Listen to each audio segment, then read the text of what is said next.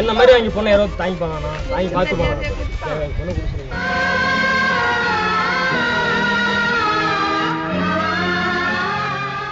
ஆண் மீன் இல்லைன்னா பெண் மீன் செத்துரு சார், பெண் மீன் இல்லைன்னா ஆண் மீன் செத்துரு சார். தண்ணி இல்லைன்னா ரெண்டு மீனுமே செத்து போயிருமேப்பா.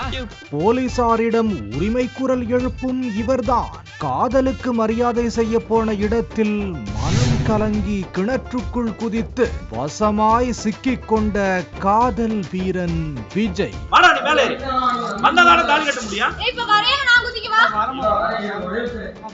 சேலம் மாவட்டம் மேட்டூர் அருகே உள்ள குஞ்சாண்டியூர் பகுதியைச் சேர்ந்த முனியப்பனின் மகன் விஜய் என்பவர் பாலப்பட்டியைச் சேர்ந்த கல்லூரி மாணவி ஒருவரை கடந்த 2 வருடங்களாக காதலித்து வந்தார்.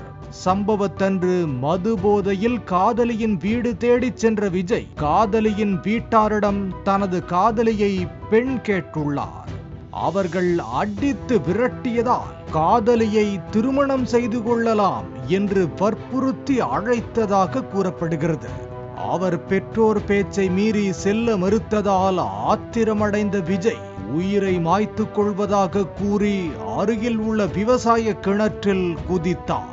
காதலி கதறி அழுததும் மேலே ஏறி வந்து விட்டார் விஜய். இப்படியே 4 முறை கிணற்றுக்குள் குதித்து மேலே வந்த விஜய் இனியும் பொறுக்க முடியாது என்று காதலியின் பெயரை அழைத்தபடியே 5வது முறையாக கிணற்றுக்குள் குதித்த போது வெளியே வர முடியவில்லை. பொறியில் சிக்கிய எலியாக மேலே வர இயலாமல் பக்கவாட்டு சுவற்றில் தவித்த அவரை மீட்க காவல்துறைக்கும் தீயணைப்புத் துறையினருக்கும் தகவல் தெரிவிக்கப்பட்டது. விரைந்து வந்த தீயணைப்புத் துறையினர் காதலன் விஜயை உயிருடன் பத்திரமாக கயிறு கட்டி மீட்டு காவல்துறையினரிடம் ஒப்படைத்தனர். கவிதையே தெரியுமா என் கனவு நீதானடி.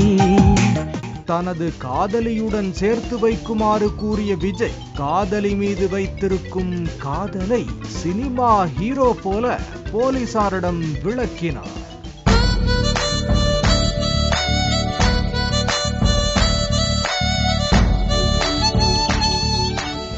போலீசார் காதலன் விஜயை எச்சரித்து ஒழுக்கமாக வீட்டுக்கு செல்ல அறிவுறுத்தினர். தான் போதையில் இருப்பதால் வண்டி ஓட்டினால் ட்ரங்க் அண்ட் டிரைவ் கேஸ் போடுவீங்கல்ல என்று கூறி செல்ல மறுத்தார்.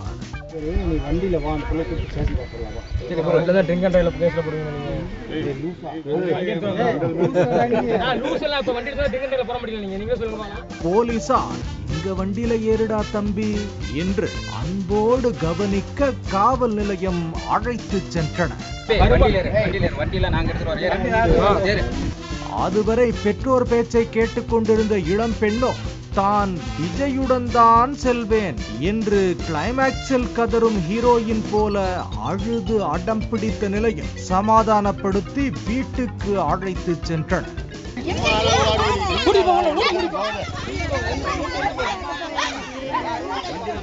பாலிமர் செய்திகளுக்காக செய்தியாளர் ஆதிநாராயணன் மற்றும் வேல்ராஜ்.